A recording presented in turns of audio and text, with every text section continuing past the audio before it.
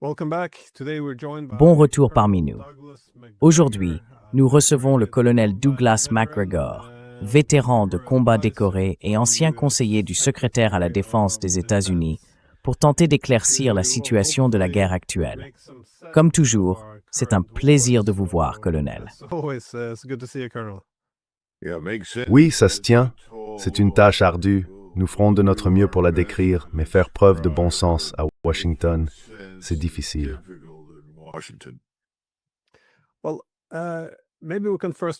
Eh bien, peut-être que nous pouvons d'abord essayer de comprendre ce qui se passe en Russie, car il semble que leur stratégie soit en train de changer.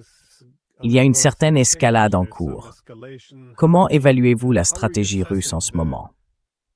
Cherche-t-il à neutraliser les infrastructures, les réseaux électriques, en prévision d'une grande offensive de printemps, ou est-ce plutôt le calme avant la tempête? Je sais qu'ils ne vous disent pas ce qu'ils vont faire, mais comment donnez-vous du sens à ce qui se passe actuellement?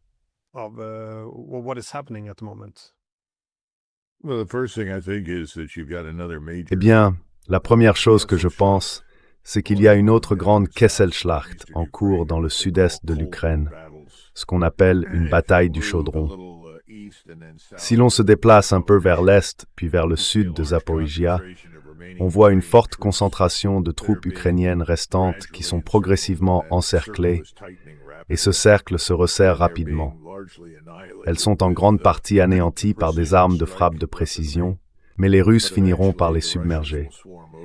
Cela semble être, du moins dans le sud-est, peut-être le dernier bastion de la résistance ukrainienne. En même temps, on observe actuellement un grand intérêt pour deux choses. La première, c'est Odessa.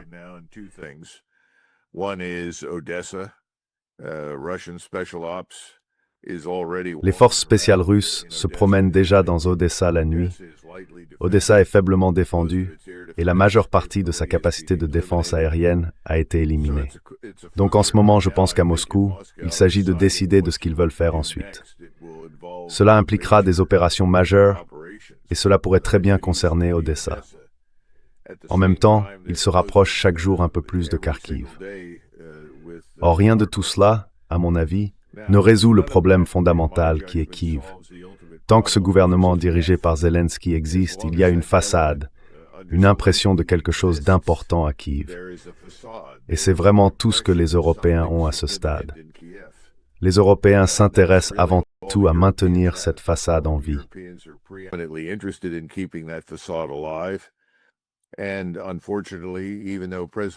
Et malheureusement, même si le président Trump dit qu'il n'est plus vraiment intéressé et qu'il est contrarié par Zelensky, et ainsi de suite, nous continuons à envoyer de l'argent et du matériel aux Ukrainiens également, ce qui, à mon avis, est une source de frustration sans fin pour le président Poutine. Donc vous savez, je ne sais pas dans quelle direction les Russes veulent aller, mais ils ont aussi augmenté la taille de leurs forces. Ils ont mobilisé davantage de réservistes et ils forment actuellement des soldats qui sont arrivés dans le cadre de la conscription régulière. Je pense donc que les options sont évidentes, les trois que j'ai mentionnées, Odessa, Kharkiv et Kiev. Je pense qu'une fois de plus, le président Poutine observe attentivement ce qui se passe politiquement en Europe occidentale.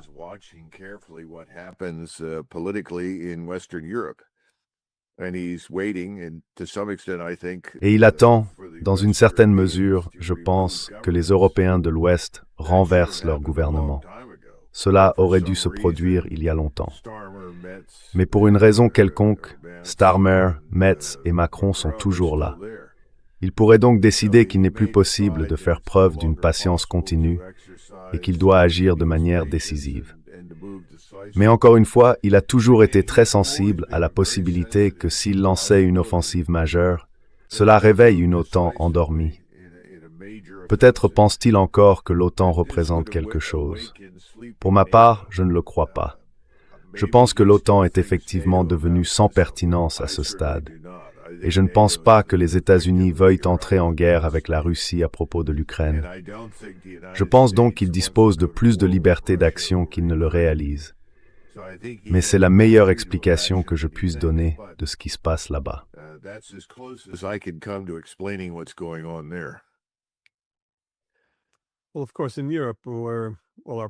Eh bien, bien sûr, en Europe, tous nos politiciens et nos médias parlent du prétendu désir de la Russie de restaurer l'Union soviétique et de marcher sur la Pologne, et ainsi de suite. Mais nous avons maintenant entendu, de la part de la Russie et de la Chine, que l'un des développements les plus récents est leur projet d'élaborer une nouvelle grande stratégie pour développer leurs relations bilatérales. Du moins, c'est ce que dit Xi Jinping. Que voyez-vous exactement se profiler pour la Russie et la Chine? Et bien sûr, je pense que l'un des problèmes auxquels beaucoup d'Européens n'ont pas encore pris conscience, c'est que depuis 2014, les Russes ont entrepris des démarches majeures pour construire un avenir économique tourné vers l'Est. Donc cette idée selon laquelle leur politique étrangère devrait se concentrer sur l'Europe me semble très mal placée. Mais à quoi pensez-vous que cette relation bilatérale ressemblera et quels en sont les objectifs?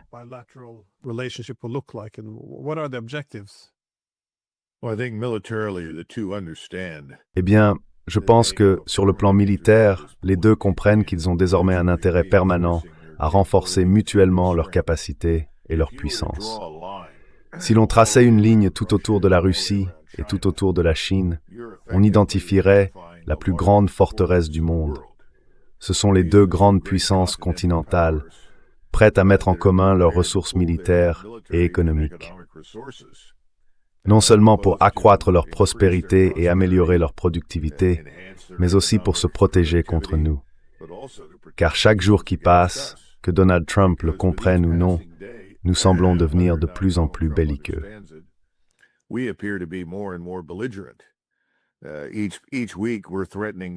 Chaque semaine, nous menaçons un nouveau pays quelque part d'une action drastique. Ainsi, la seule conclusion à laquelle on peut parvenir à Pékin et à Moscou, c'est qu'ils doivent renforcer leurs liens. Ils doivent sérieusement s'unir face à la possibilité que ce pays instable qu'on appelle les États-Unis puisse représenter une véritable menace existentielle pour eux. Et encore une fois, je pense que c'est une source d'infinie perplexité pour le président Poutine. Car lorsque le président Trump dit « Eh bien, je connais le président Poutine, nous avons une bonne relation », je pense que le président Poutine interprète cela comme quelque chose de sérieux, mais cela n'a aucun sens. Les relations personnelles ne signifient rien dans l'arène internationale. Les intérêts stratégiques sont tout.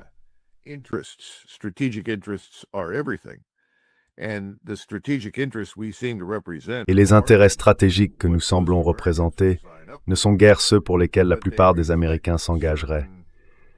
Mais ils reflètent certains intérêts de ce que j'appellerais des groupes d'intérêts nationaux.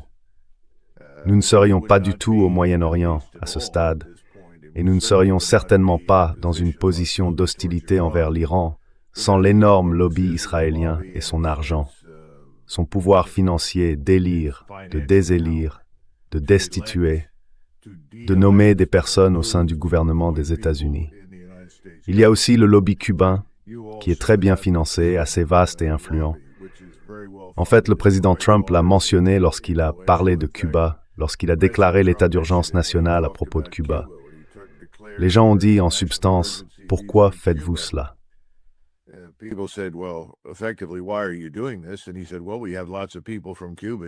Et il a dit, « Eh bien, nous avons beaucoup de personnes originaires de Cuba aux États-Unis.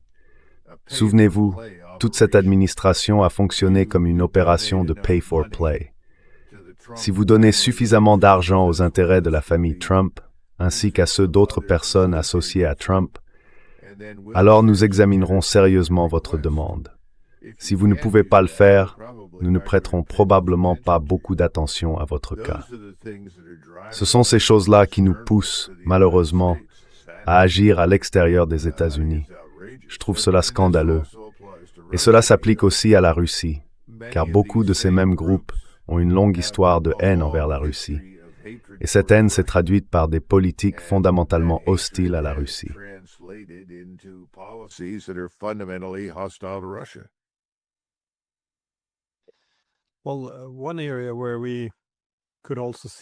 Eh bien, un domaine où nous pourrions également voir les États-Unis, et peut-être leurs alliés de l'OTAN, entrer en conflit avec ce nouveau bloc, en formation, avec la Russie et la Chine en son centre, et bien sûr, le Moyen-Orient. Je ne suis pas sûr qu'il y ait actuellement une impasse avec l'Iran. Il semble que Trump, je suppose, voulait une victoire facile ou une guerre courte, mais les Iraniens semblent avoir essentiellement menacé de riposter massivement à toute attaque, ce qui rend très difficile le contrôle de l'escalade, c'est-à-dire décider quand la guerre doit commencer, comment elle doit être menée et quand elle doit se terminer. Mais comment cela affecte-t-il, je suppose, le tableau stratégique plus large ici? Dans quelle mesure, par exemple, la Russie et la Chine s'impliqueraient-elles ou s'impliquent-elles probablement déjà dans une certaine mesure?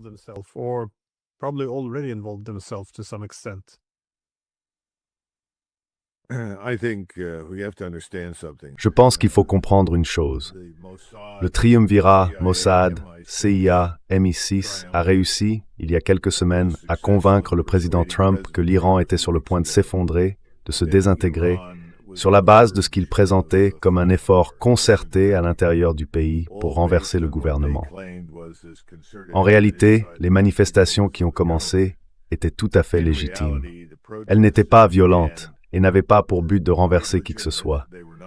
Il s'agissait d'un grand nombre de personnes extrêmement mécontentes de l'état de l'économie iranienne, dont nous, aux États-Unis, portons une lourde responsabilité. Leur monnaie était systématiquement détruite, et ils en étaient tous conscients. C'est cela qui a constitué le fondement des manifestations.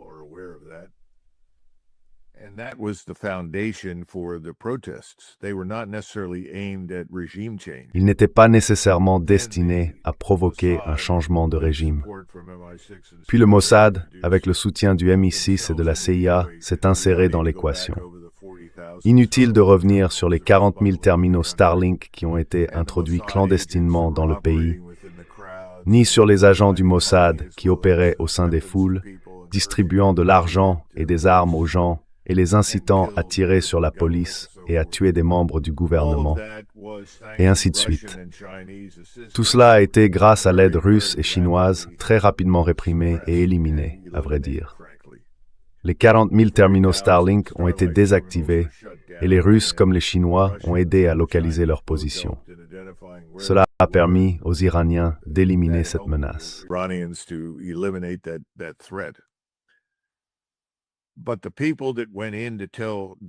Mais les personnes qui sont allées dire à Donald Trump que l'Iran était faible, vulnérable et facile à renverser sont toujours là.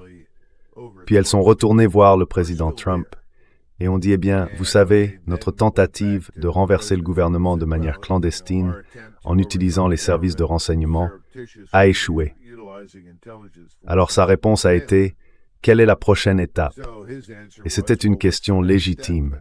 Et il a obtenu une réponse. La réponse est venue à la fois de la communauté du renseignement et du chef d'état-major interarmé. Nous n'avons pas assez de puissance de feu. Nous n'avons pas assez de forces disponibles pour avoir un impact à l'intérieur de l'Iran. La raison pour laquelle rien ne s'est encore passé, c'est que nous attendons toujours l'arrivée de renforts supplémentaires. Il y a probablement au moins 2 autres groupes aéronavals en route vers la région.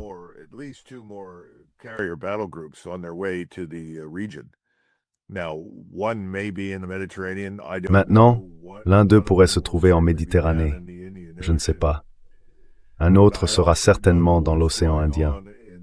Mais je ne sais pas non plus ce qui se passe du côté de l'armée de l'air. Il faut se rappeler que la véritable puissance derrière les frappes contre l'Iran ne viendra pas de la flotte en mer. Elle viendra de l'armée de l'air des États-Unis. Celle-ci délivrera, vraisemblablement depuis une haute altitude et hors de portée des capacités iraniennes de défense aérienne et antimissiles, une puissance de feu considérable sous forme de bombes planantes, d'armes de frappe de précision, et ainsi de suite. Ces discussions qui ont maintenant été convoquées, à mon avis, sont dénuées de sens.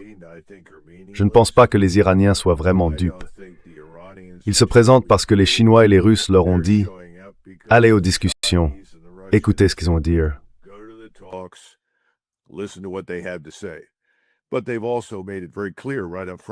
Mais ils ont également précisé dès le départ que les arguments de M. Netanyahou qui constituent la base de l'exigence du président Trump, 2 de ces 3 arguments, ont été rejetés d'emblée.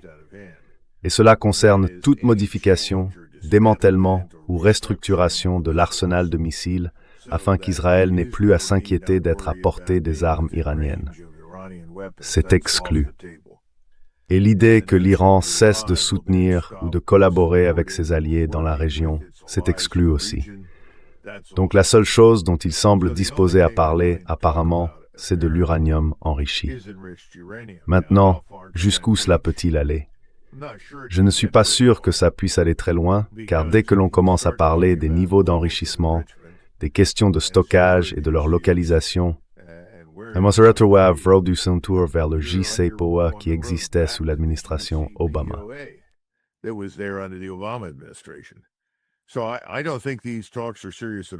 ne pense pas que ces discussions soient sérieuses du tout. Je pense qu'ils gagnent simplement du temps. Je ne m'attendrai à ce qu'il se passe quoi que ce soit avant une autre semaine, peut-être 2 semaines, mais certainement pas avant au moins 1 semaine ou 10 jours, car il faut davantage de ressources. Cela nous amène donc à la question suivante, qui est la plus importante. Quel est l'objectif de la probable campagne aérienne et de missiles qui commencera dans 1 semaine à 10 jours? S'agit-il d'un changement de régime? En est-on revenu là? Ou s'agit-il d'autre chose? Eh bien, je pense qu'il y aura encore un effort concerté pour identifier, localiser, cibler et détruire le gouvernement, si c'est possible. Mais je pense qu'il s'agit de détruire l'Iran. Les gens doivent comprendre cela. C'est une guerre de destruction impitoyable.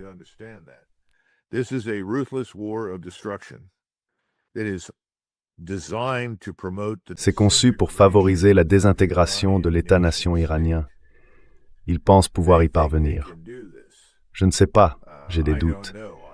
Après tout, il s'agit d'une nation de 93 millions d'habitants. Le territoire est à peu près de la taille de l'Europe de l'Ouest.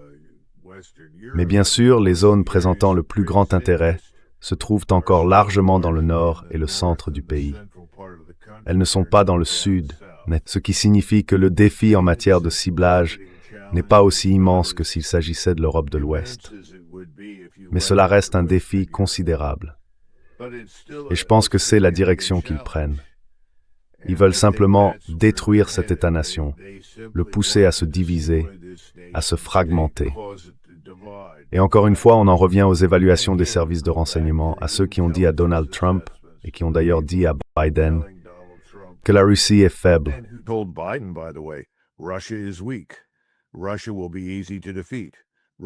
La Russie sera facile à vaincre. La Russie ne peut pas résister à la pression. Nous entendons aujourd'hui les mêmes discours à propos de l'Iran. Mais l'Iran n'est pas la Russie. Et l'Iran présente plusieurs vulnérabilités très sérieuses. Vous les connaissez. L'eau est un énorme problème, tout comme la nourriture pour la population du pays. Ils dépendent des livraisons extérieures de denrées alimentaires. Les Russes et les Chinois peuvent-ils aider à ce niveau-là? Peut-être, mais je pense que c'est un vrai danger. La question est de savoir s'ils peuvent causer suffisamment de dégâts pour qu'à un moment, quelqu'un se lève et dise « Assez, nous n'en pouvons plus ». Quelle est maintenant la réponse iranienne à cela? Eh bien, la réponse iranienne est qu'ils n'ont aucune raison de faire preuve de retenue.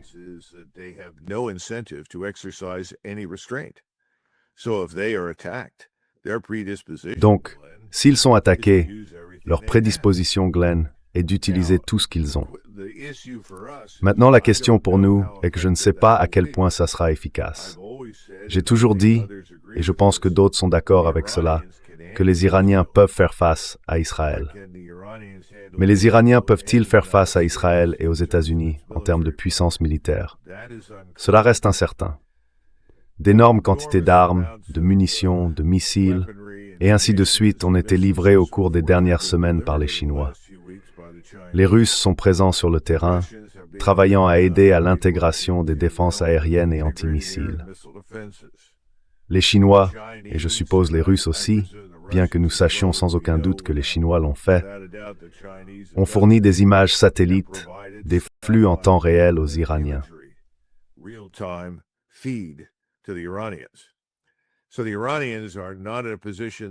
Ainsi, les Iraniens ne sont plus dans la même situation qu'auparavant, où ils pouvaient ignorer où se trouvaient certaines choses ou être pris par surprise. Je pense qu'ils savent désormais où tout se trouve, y compris les navires en mer. Si l'on regarde les armes, je ne sais pas combien de ces missiles, je crois qu'il s'agit du DF-21 ou du DF-23, les Chinois ont produit exclusivement pour cibler les navires en mer. Nous ne les avons pas encore vus utiliser et nous ne savons pas à quel point ils sont efficaces. Mais compte tenu des performances de l'Iran pendant la guerre de 12 jours, il s'est avéré que leur armement était en réalité très précis et très exact. Donc je pense qu'en plus de tirer tout ce qu'ils ont sur Israël, ils frapperont certainement nos bases et ils s'en prendront probablement aussi à nos navires en mer.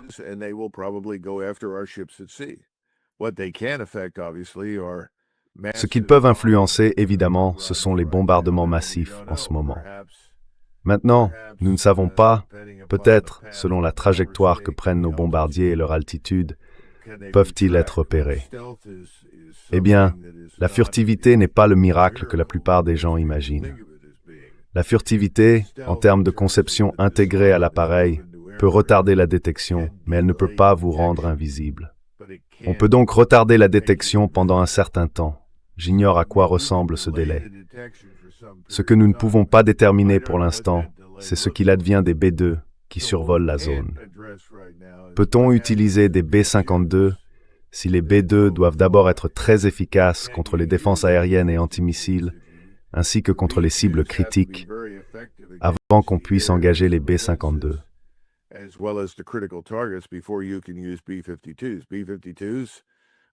Les B-52 sont d'excellents systèmes de livraison pour un grand nombre de bombes, mais ils sont très vulnérables parce que ce sont de vieux avions. Ils sont faciles à cibler et à abattre. Donc nous n'en savons tout simplement rien. Il y a beaucoup de questions auxquelles nous ne pouvons pas répondre. Je ne sais pas quelles réponses sont fournies à Donald Trump, mais je soupçonne qu'il est victime de ce que j'appellerais le scénario optimiste. Le dernier point est, combien de temps cela peut-il durer? Je pense qu'une dizaine de jours à 2 semaines, c'est à peu près la limite, car à ce stade, nous serons vraiment en train de racler les fonds de tiroir en matière de missiles. Et ce n'est pas un problème mineur, car il faut protéger vos navires en mer et vos bases sur le territoire.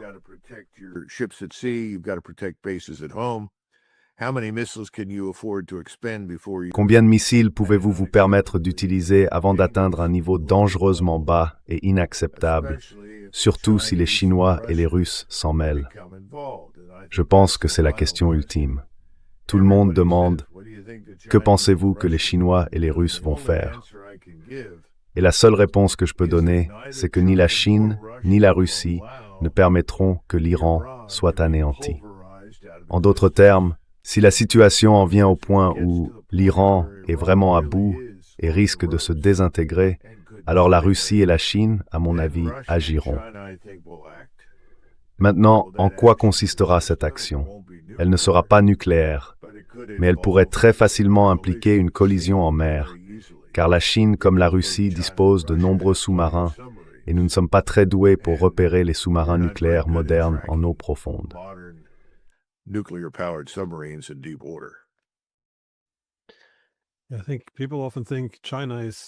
Je pense que les gens considèrent souvent la Chine comme très prudente, et je suis d'accord avec cela.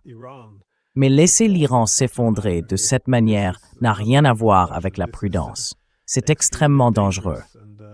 Il est difficile d'imaginer que l'Iran ou la Chine veuillent s'opposer directement aux États-Unis. Mais il faut faire quelque chose pour empêcher l'Iran de s'effondrer. Étant donné que l'Iran irait jusqu'au bout, puisqu'il considère cela comme une question existentielle, il n'acceptera aucune sorte d'attaque limitée de type coup de semonce qui pourrait arrêter la guerre. Et puisque les Chinois et les Russes ne peuvent pas se permettre de voir la balkanisation ou la destruction de l'Iran, penses-tu que la guerre aurait quand même lieu? J'ai entendu dire que Trump essaie de faire marche arrière sur ce dossier. Ou est-ce simplement trop tard maintenant? Or is it simply too late by now? Eh bien, je ne sais pas si c'est forcément trop tard.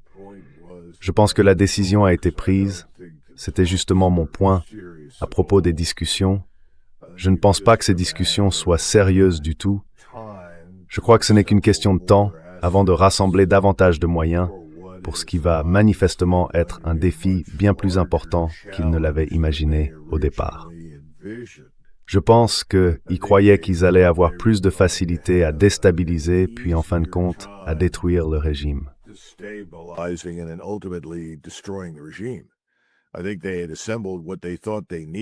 Je pense qu'ils avaient rassemblé ce qu'ils pensaient nécessaire pour attaquer le régime au moment où ils étaient convaincus qu'il était très très vulnérable. Cela s'est révélé faux. Maintenant, il y a autre chose qui mérite d'être mentionnée, car nous n'en parlons pas beaucoup. J'ai remarqué que l'ayatollah, le guide suprême, quel que soit le titre qu'on veuille lui donner, qui s'exprime en réalité de manière très rationnelle lorsqu'on écoute attentivement ce qu'il dit, a clairement indiqué que cette guerre ne serait pas comme la précédente. Ce sera une guerre régionale. Aujourd'hui, certains interprètent cela en disant que c'est parce que les Iraniens peuvent viser toutes les bases de la région et à terme s'en prendre aux navires en mer. Cela en fait partie.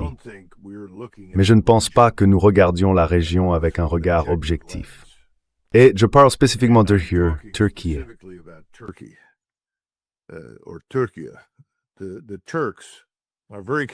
Les Turcs sont très inquiets pour plusieurs raisons. Tout d'abord, ils ne voient aucun avantage à la destruction de l'Iran. Ce qu'ils craignent, c'est que si l'Iran se désintègre ou ne parvient pas à rester uni, il soit submergé par des dizaines de milliers, voire des millions de réfugiés. C'est probablement aussi vrai pour l'Irak et les autres États arabes voisins. Aucun de ces États ne veut faire face à cela. Et franchement, beaucoup de ces personnes seraient probablement redirigées vers l'Europe. Je serais très surpris que cela ne se produise pas. Les Turcs ne veulent rien avoir à faire avec ça. Deuxièmement, les Turcs traitent actuellement avec les Israéliens en Syrie et dans une moindre mesure au Liban. Ils savent très bien de quoi il s'agit dans le cadre du projet du Grand Israël. La population turque elle-même est révoltée par ce qui s'est passé à Gaza.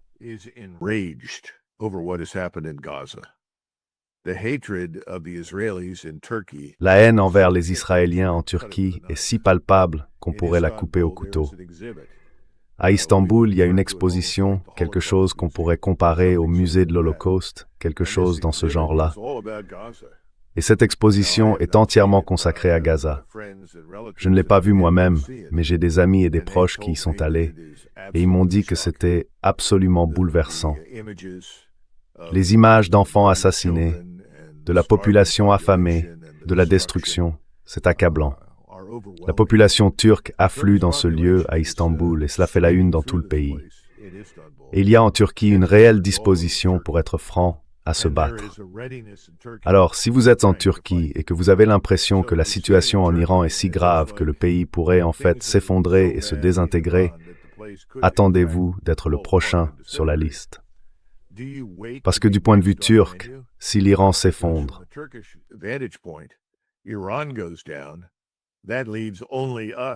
cela ne laisse que nous pour nous opposer à la suprématie juive israélienne dans la région. Et je ne pense pas que les Turcs veuillent être seuls dans cette position. Maintenant, compte tenu de cette situation, que feriez-vous à la place d'un Turc? Eh bien, vous parleriez aussi aux Russes et aux Chinois. Les Russes ont beaucoup investi en Turquie. Ils y construisent une centrale nucléaire. Ils ont connu des hauts et des bas avec les Turcs. Mais il s'agit là d'une question existentielle. Je pense que les Russes, les Turcs et les Chinois finiront par trouver un terrain d'entente à un moment donné et qu'ils seront unis dans leur opposition à la destruction de l'Iran. Quant aux autres États arabes de la région, ils sont militairement insignifiants. Malheureusement, l'Égypte est un patient ambulant. Elle dispose de nombreuses troupes.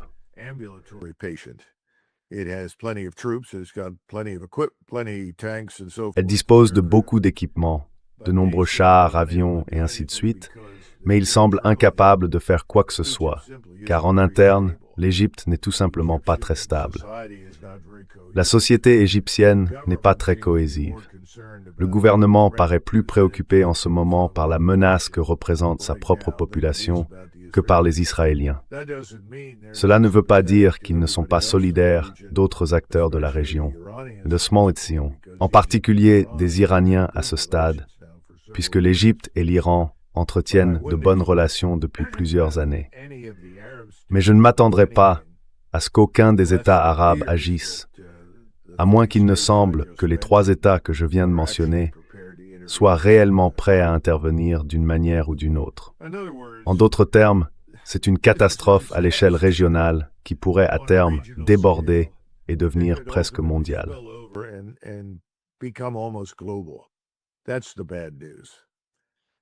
C'est ça, la mauvaise nouvelle. Et je ne pense pas qu'on en prenne vraiment la mesure à la Maison-Blanche. Je crois qu'une fois de plus, on a affaire à des gens qui disent comme ils l'ont fait à propos de la Russie, c'est faible, c'est ceci, c'est cela. Personne ne nous défiera. Personne ne nous tiendra tête. Que s'est-il passé la dernière fois? Les Chinois ou les Russes ont-ils fait quoi que ce soit? La réponse est non. Mais la dernière fois, il ne s'agissait pas d'une question existentielle. La dernière fois, cela s'est terminé au bout de 12 jours. Maintenant, mettez tout cela de côté et considérez ce qui suit. Je ne pense pas que le président Trump veuille que cela arrive. Vraiment pas. Mais je ne crois pas qu'il ait beaucoup de choix. Je pense qu'il est prisonnier de ses engagements envers d'autres, pris au cours des dernières années, qui l'ont finalement conduit à la Maison-Blanche. Donc, je ne pense pas s'y retirer de cette situation.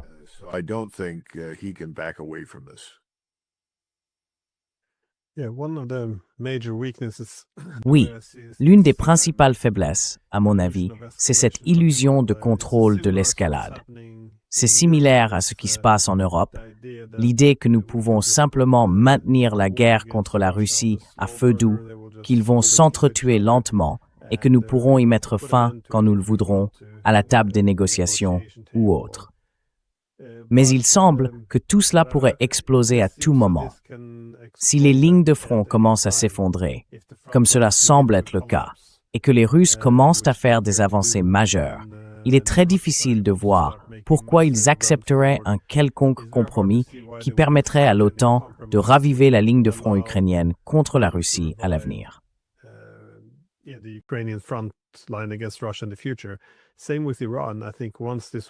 C'est la même chose avec l'Iran.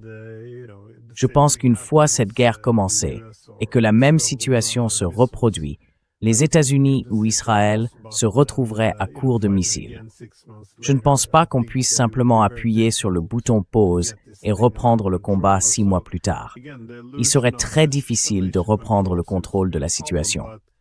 Donc, encore une fois, l'illusion d'un contrôle de l'escalade semble poser problème. Mais dans cet environnement plus chaotique, comment évaluez-vous la position des Européens? Ils semblent soutenir la campagne contre l'Iran, tout comme ils ont été plus que favorables à la campagne contre la Russie.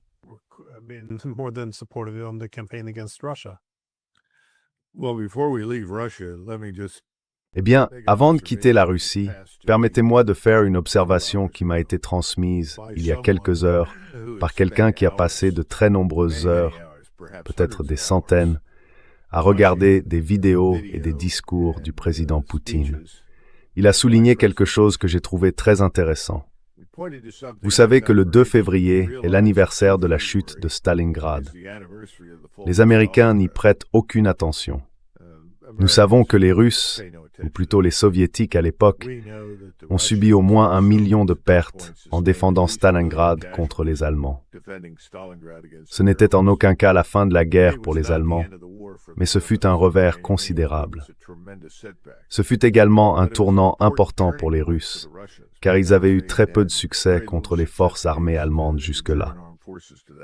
Poutine s'est rendu à la cérémonie commémorative à Stalingrad.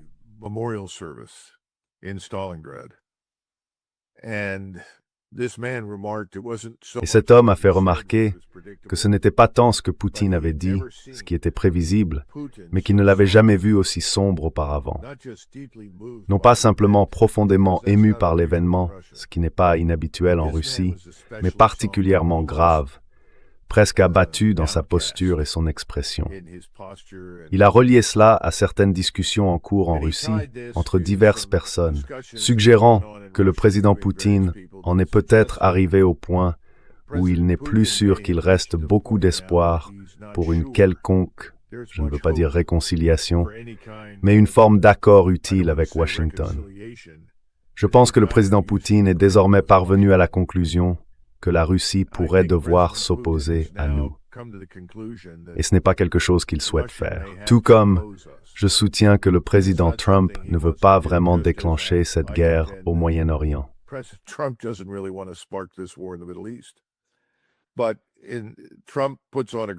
Mais Trump affiche un visage remarquable. C'est un marketeur né. Son plus grand génie, c'est le marketing. Il parle et donne une impression totalement détachée, je pense, de ce qu'il préoccupe réellement. Mais ce n'est pas le cas de Poutine. Cela était apparemment très évident.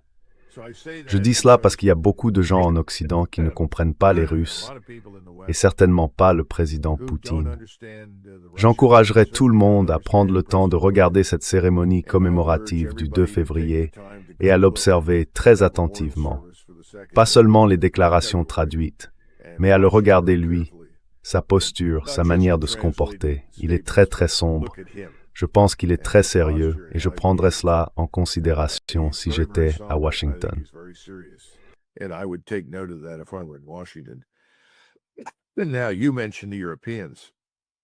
Et maintenant, vous avez mentionné les Européens. J'ai écouté Donald Tusk ce matin. Je ne sais pas quand il a dit cela, si c'était aujourd'hui ou hier, mais il a essayé d'affirmer qu'il existait une sorte de lien entre Poutine et Epstein, ce qui est absolument absurde. Il n'y a aucune preuve de cela. Poutine n'a pas besoin des conseils fiscaux de M. Epstein, qui semblait s'être spécialisé dans l'art d'expliquer aux gens comment éviter de payer des impôts. Il n'avait pas non plus besoin des autres services célèbres de M. Epstein. Mais je pense que cela en dit long sur les Européens en ce moment. Tusk est un mondialiste, Macron est un mondialiste, Starmer est un mondialiste.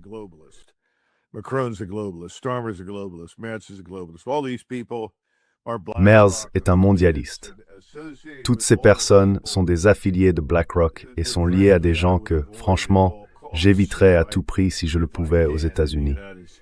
Ce sont des personnes dont la morale et les systèmes de croyance me sont absolument anathèmes. Et je pense à la plupart des citoyens américains. Mais le fait qu'ils fassent tout leur possible, surtout Tusk, pour essayer d'établir un lien avec Epstein, me semble être un acte de désespoir. Ils essayent de convaincre les gens, non seulement que les Russes arrivent, mais que les Russes ne viennent pas. Et cela devient de plus en plus évident pour les gens en Europe.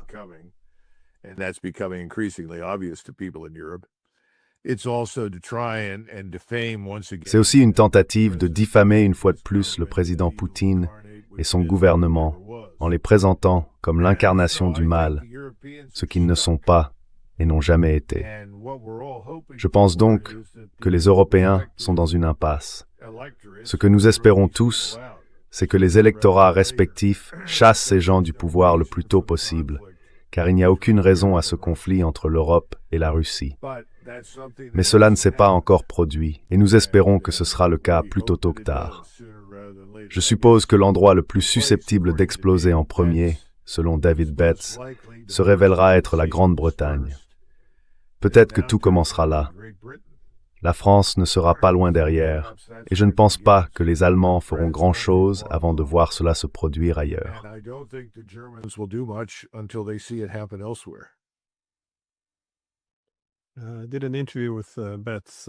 J'ai fait une interview avec David Betts et je lui demandais à partir de quel moment il serait trop tard pour inverser une partie de tout cela, mais il semblait assez convaincu que ce point avait été dépassé depuis longtemps. Donc, quelque chose qui ressemble au moins à une guerre civile est plus ou moins inévitable. Mais c'est intéressant avec la Grande-Bretagne. Parmi tous les médias européens, ce sont les médias britanniques qui, ces derniers jours, ont vraiment travaillé dur pour essayer de Russiagater tout le scandale Epstein. Autrement dit, suggérer qu'Epstein aurait peut-être été manipulé par le KGB, comme si cela existait encore.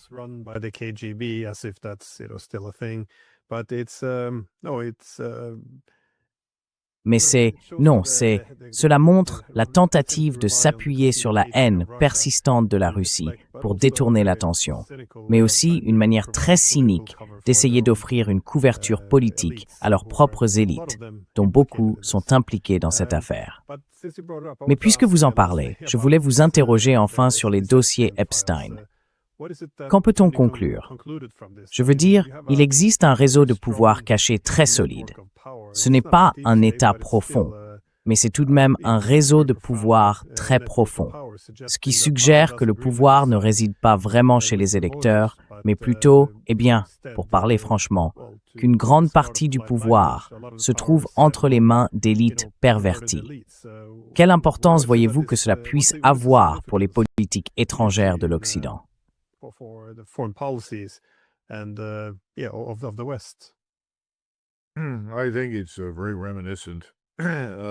Je pense que cela rappelle beaucoup ce que le peuple français a découvert à la fin des années 1790 au sujet de sa propre classe dirigeante. Au moment où l'on arrive à 1789, ils avaient développé une profonde aversion pour la direction aristocratique du pays. Les aristocrates bafouaient toutes les valeurs et la morale. Or, les Français ne sont pas, et n'ont jamais été, un peuple déraisonnable. Mais lorsque l'on s'emploie délibérément à déverser seaux d'ordures et d'insultes sur les institutions du pays, qu'il s'agisse de l'Église, de l'armée ou du gouvernement, on envoie à la population le signal qu'on ne ressent pour elle que du mépris. Et l'une des raisons pour lesquelles il y a eu la Révolution en 1789 n'était pas seulement que le prix du pain était devenu inabordable.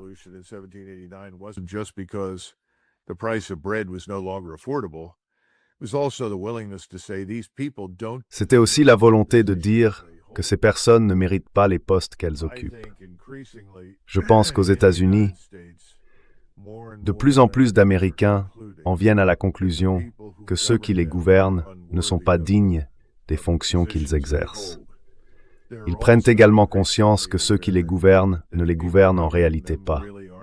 C'est ce groupe de milliardaires en coulisses, avec leurs multiples tentacules dans le Congrès, les tribunaux, et même désormais au sein du haut commandement militaire et de la Maison-Blanche, au point que les gens commencent à se demander qui prend réellement les décisions.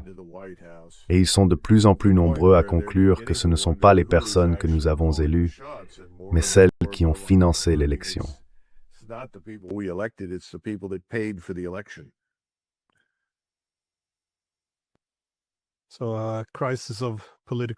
Donc, une crise de légitimité politique.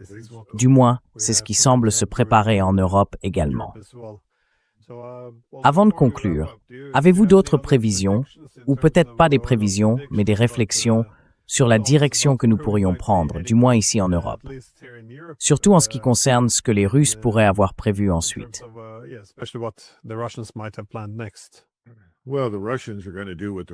Eh bien, les Russes vont faire ce que les Russes vont faire. Pour être tout à fait franc, les Européens deviennent de plus en plus insignifiants dans ce processus. Ce que nous ne savons pas, c'est ce qui se décide à Moscou. Mais je pense, d'après les observations de cette personne, qui est un spécialiste de Poutine, et aussi d'après ce que nous voyons se passer sur le terrain dans l'est de l'Ukraine avec l'armée, que tout cela va se terminer selon les conditions russes. La décision est sur le point d'être prise. Quand, où et comment ça se produira. Ce que nous verrons à l'avenir sera différent de ce que nous avons vu au cours des presque 4 dernières années.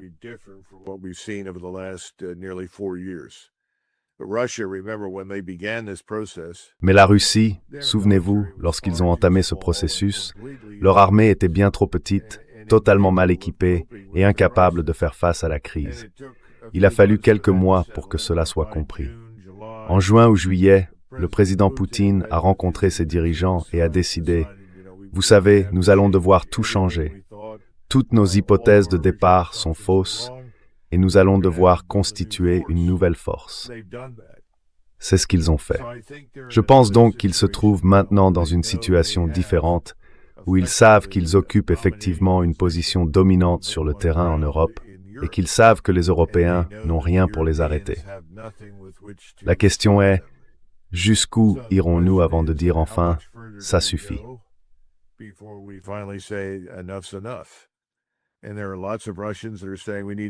Et il y a beaucoup de Russes qui disent « nous devons aller jusqu'à la frontière polonaise ». Mais je pense que la position précédente était d'aller jusqu'au Dniepr, certainement de s'emparer d'Odessa, et potentiellement, même si ce n'est pas quelque chose que Poutine souhaite faire, de marcher directement sur Kiev et de se débarrasser de ce gouvernement. D'autres pourraient prendre les rênes et diriger le gouvernement dans le reste de l'Ukraine. Mais ce que les gens n'ont jamais compris, c'est que les Russes ne veulent pas gouverner l'Ukraine occidentale. Ils ne le veulent pas. Et ils ont une longue expérience des populations qui y vivent. Les Polonais aussi d'ailleurs. Les seuls qui semblent avoir réellement réussi à gouverner l'Ukraine occidentale pendant une certaine période, croyez-le ou non, ce sont les Autrichiens.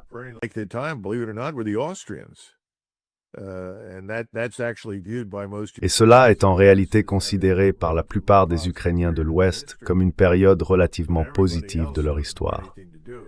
Mais tout le monde ailleurs ne veut rien avoir à faire avec cela. C'est de la kryptonite. Tout le monde veut s'en éloigner. Il se peut donc qu'à terme, ces gouvernements européens s'effondrent, se désagrègent et soient remplacés par des personnes ayant une vision plus réaliste d'eux-mêmes. Je reste surpris que l'Allemagne, qui suit une voie menant au suicide national, compte tenu de sa passion pour la désindustrialisation, ne se soit pas encore réveillée. Mais ces choses arrivent. Ce que j'ai appris, je crois, au cours des dernières années, c'est que tout prend plus de temps qu'on ne le pense. C'est le mieux que je puisse vous dire.